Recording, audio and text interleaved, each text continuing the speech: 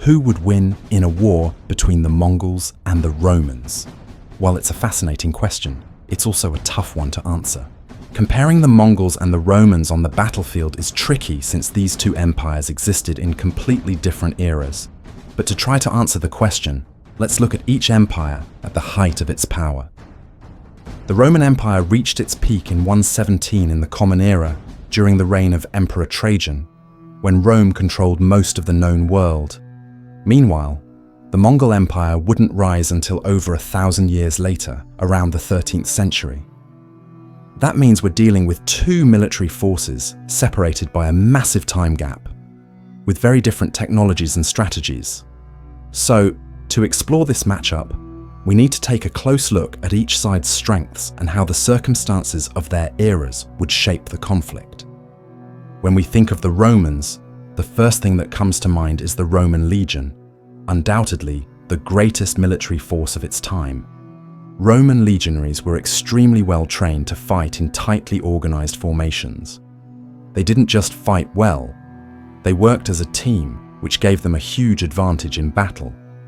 But one of the main weaknesses of most Roman legions was their lack of heavy cavalry.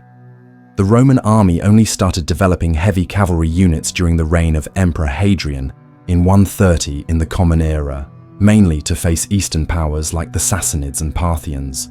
It was around this time that the first regular Roman unit of cataphracts was formed, stationed in Lower Moesia. These Roman units were still relatively basic, using only partial armor and offering limited protection for both horse and rider. Now, when we talk about the Mongols, it's a completely different story. Under the leadership of Genghis Khan, the Mongol Empire was a military powerhouse that conquered vast territories. Mongol troops were renowned for their mobility, especially their cavalry. Their soldiers, mostly horse archers, were fast and agile. The bows they used were extremely powerful and could hit enemies from long distances with great accuracy. The Mongols were also known for their mastery of complex tactical maneuvers. One of their most famous was the feigned retreat, where they pretended to flee in order to lure enemies into an ambush. They were also skilled at launching multi-front attacks, making their battles unpredictable and dangerous.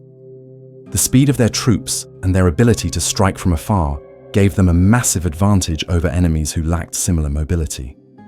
Even more impressive was the Mongols' ability to cover huge distances in a single day, allowing them to surprise their enemies, reposition quickly, and strike fast, then retreat before the enemy could respond. So, who would win this battle? As strong as the Roman legions were, with their well-developed infrastructure and ability to move large armies, they simply couldn't match the speed of the Mongols. A clear example would be how Mongol horse archers could strike, retreat, and attack again at different points on the battlefield, slowly wearing down enemy forces without ever committing to a prolonged engagement. In terms of military technology, the Mongols were operating in a much more advanced era compared to the Romans. At their peak, the Romans used basic siege engines like onagers, catapults, and ballistae, giant crossbows. These weapons were useful in sieges and for defending positions, but they were far behind the innovations of the 13th century Mongols, who were already using gunpowder and more advanced siege machinery.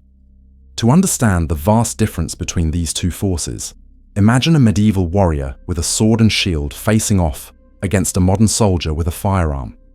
The medieval warrior might be extremely skilled in close combat, and his shield might be effective against some weapons, but he'd stand no chance against the range and precision of a firearm. The modern soldier could keep his distance, fire from afar, and win without ever needing to close in. That's similar to how a Mongol-Roman battle might go. The Romans, like medieval warriors without firearms, were highly organized and well-trained in close combat, but lacked the advanced technology the Mongols had, like long-range archery, gunpowder bombs, and advanced siege equipment. The Mongols, like modern soldiers, could destroy and attack from a distance, something Roman infantry simply wasn't equipped to handle effectively. On top of that, the Mongol cavalry, mostly mounted archers, had a huge advantage over Roman infantry, especially in open terrain. The Romans would have to get very close to engage in hand-to-hand combat, and the Mongols' mobility would make that nearly impossible. Of course, the Romans were incredibly strong in their own style of warfare, and they might hold out for a while. But the reality is that in a direct confrontation on open ground, where mobility and technology are key, the Mongols would have the upper hand. They were faster, more flexible, and more adaptable to battlefield conditions, using weapons and tactics that were far more advanced for their time. But now I want to know what you think. Do you think the Roman army could have stood a chance? Share your thoughts in the comments and send in more topic suggestions you'd like to see here on the channel. See you in the next video.